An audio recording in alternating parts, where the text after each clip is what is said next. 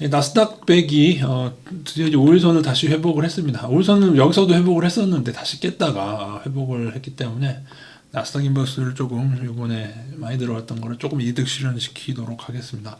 다만 여전히 일부는 박아두는 물량이 있다는 거를 아시고, 저희가 지금 나스닥 인버스 구도가 어떻게 됐었느냐 하면은, 이게 대선 때까지 무리하게 올린 거라면은 이제 하락을 전환할 텐데, 3월이 이제 요번 주 금요일, 그러니까는 내일이 만기입니다, 여러분. 요 만기 때 요 파생의 이득을 보기 위해서 아마도 2월 중으로부터 하락이 시작되지 않겠느냐 해서 계속 2월을 계속 조심했죠. 그리고 이렇게 이평선이 깨지고 추세가 깨지는 시점을 틈타서 이때다 싶어서 이때 인버스를 많이 들어갔습니다. 여러분이 보셔도 요 추세가 나갔을 때 인버스가 많이 들어갈 수밖에 없었다. 그러면은 일단은 이 월가의 토토가 이제 요거 3월 토토가 하고 이제 만기가 다가오면은 이제 그러니까 저의 구도는 조금 그려드리면, 여기가 5월이라고 칠게요. 이쪽이 5월이라고 치고, 그다음에 3월에 만기면 이제 6월에 만기일 거 아닙니까? 그래서 이제 2월하고 5월을 또 조심하겠다. 그동안은 조금 반등이 만기 이후에 나올 수 있지 않겠느냐는 건데, 그래서 이제 빠르면 3월 말부터 아니면 조금 늦어도 4월에 어느 정도 크게 아니더라도 여기서도 지진부진하면서도 약간 반등하는 액션만 취하고 당장 5월부터 개꼬라 박을 수도 있죠. 거기에는 이제 또 우리나라 증시의 외국인 동향도 봐야 되는데, 지금 외국인이 드디어 이제 3거래일째 삼성전자 이제 매수가 들어오고 있습니다. 그래서 이제 우리 증시도 조금, 또 우리 증시는 또 21선이 회복이 됐죠. 그래서 그러니까 종합적으로 판단을 하는 겁니다. 인버스를 어느 정도 줄여야 되냐. 다만 이게 롤오버가 돼서 이제 이거 서학개미의 3배 상방 매수가 계속 일어난다면 이라는 거는 염두에 둬야 됩니다. 지금 세미컨덕터, 그러니까는 필반도체는 또 일주일 새에 또 매도 우위가 됐어요. 지금 요거는 제가 매도 다 보는 걸로 했는데, 보시면은 매도 우위가 됐고, 지금 여전히 테슬라는 엄청 매수 우위거든요. 지금 테슬라는 2배, 그러니까 2배가 테슬라가 계속 3배도 있다고 들었는데 3배 상위 안 올라오긴 한데, 그래서 일주일간 순매수 보면은 TQQQ 나스닥 3배 상방이 조금 많이 들어와 있고요. 그 다음에 반도체 상방은 조금 올라서 그런지 그거는 또 조금 매도를 했고, 일주일간 단기로는 그런 상황입니다. 그래서 만약에 나스닥 3배 상방을 서학개미뿐이 아니라 글로벌 개미들이 다 이거 상방이 폭주하게 되면 좀 반등은 작을 수도 있다. 근데 이건 모르죠. 계속 변하니까는 봐야 되긴 하는데, 그동안 늘상 반등이 컸단 말입니다. 근데 이번엔 좀 작을 가능성을 하고, 이후에 5일선 깨지면은 좀 피곤하지만 빠르게 대응할 예정이 있고요. 다만 지금 코스피와 코스닥 21선을 회복하고 다시 상승 중에 있죠. 그래서 우리 증시는 나스닥에 비해서 많이 떨어지지도 않고 회복하는 모습을 보이기 때문에 우리 증시 투자 비중은 늘리는 게 맞고요.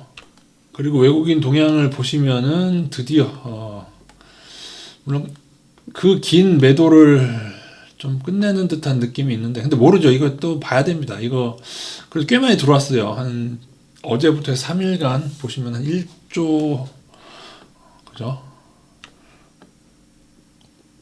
1조 5천억은 좀 안 되겠네. 그죠? 오늘까지 하면 1조 5천억 되지 않을까 싶고요. 이제 개인들이 이제 미친 듯이 3일간 빠져나오고 있습니다. 저희는 늘 개인하고 좀 다르게 매매를 하는, 반대로 하는 게 저희의 전략이죠. 다만 코스닥은 아직 외국인이 조금 좋지 않습니다. 전반적으로 코스닥은 아직 좋지 않다. 이것 좀 알아두시고. 그래서 이제 인버스가 사실 거의 60% 가까이 늘어났다가 이제 많이 이제 줄어들고 있는 상태인데, 여기서 더 많이 줄이게 될 것 같지는 않습니다. 최소 25%는 둬야 되는데 25%까지 줄이기에도 약간은 제가 그러니까 이제 아까 말씀드린 그 마인드도 있고, 이제 만기랑 맞물려서 그렇게 진행하는 거 뭐 지금까지는 잘 맞았는데, 근데 그 생각도 제가 늘 한다고 말씀드렸죠. 늘 하락시키고는 급등시켰는데 요번에 하락했을 때는 반등은 매우 작고 상황 따라서 추가 급락하는 모습을 반드시 이번에는 생각하려고, 2025년도에는 그걸 반등이 크더라도 나중에 훅 다시 크게 가는. 근데 이제 개인적으로 한 5월이나 6월 되면 또 문제가 생길 것 같은데, 그때까지 반등이 얼마가 나올 거냐. 반등이 이렇게 지진부진하면서 가는 척만 하다가 4월에 반등이 미미하고, 당장 뭐 4월부터도, 그죠? 4월 상반기에 좀 반등하다가 또 하반기부터 떨어지다가 그 후에 5월부터 여기서 이거 훅 갈지, 아니면 옛날 늘 그랬듯이 반등이 이렇게 쫙 테슬라 크게 또 반등하면서 그렇게 올지. 근데 이제 테슬라 2배, 3배가 너무 폭주되면은 이게 쉽진 않을 것 같다는 생각도 좀 있습니다. 그리고 또 하나는 서학개미들이 예전과는 좀 달라요.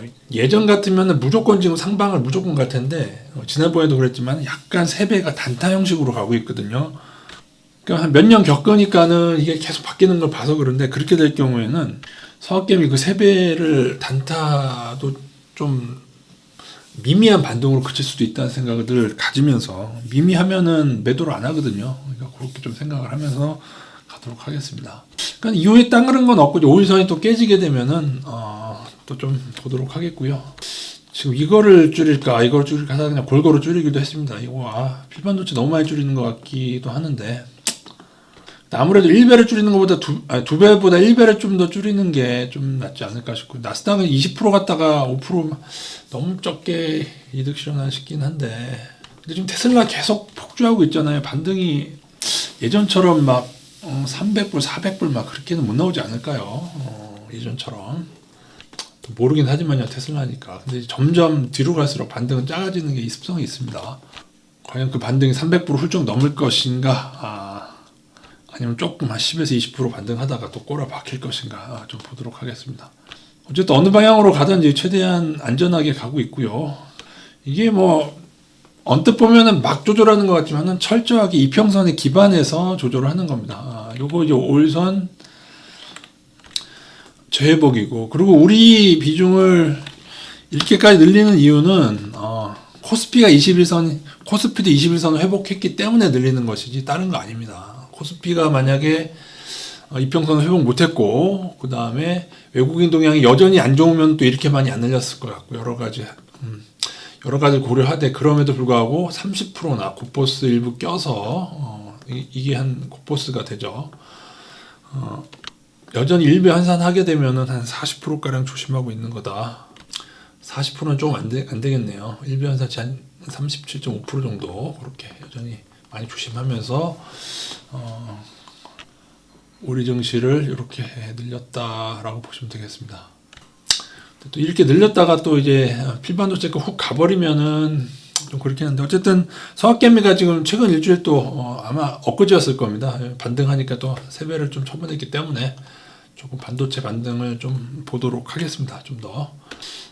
테슬라는 지금 2월에 갔는데 엔비디아는 4월이나 5월에 가지 않을까 그 생각을 좀 하면서 보도록 하겠습니다. 물론 이게 여러분 차트는 여러분 100%는 없습니다. 이거를 여러분이 단타를 하거나 무리한 레버리지에 활용하지 마시고, 전 그분들을 구원할 수가 없고요. 그런 멤버들은 결국엔 손실이 날 수밖에 없습니다. 이렇게 조금씩 비중 조절을 해서 어느 정도 맞췄을 때, 우리가 비중을 많이 맞췄을 때, 이때가 한 인버스 한 50%, 60% 됐을 때, 게다가 곱보수도 많았죠. 그랬을 때 이렇게 먹을 수 있는, 살살 조절해서 어느 지점까지 가는 게 목표인 거지, 하루 이틀의 쇼부를 보는 매매법이 아니기 때문에 단타에 참고하지 말아주시기 바라겠습니다.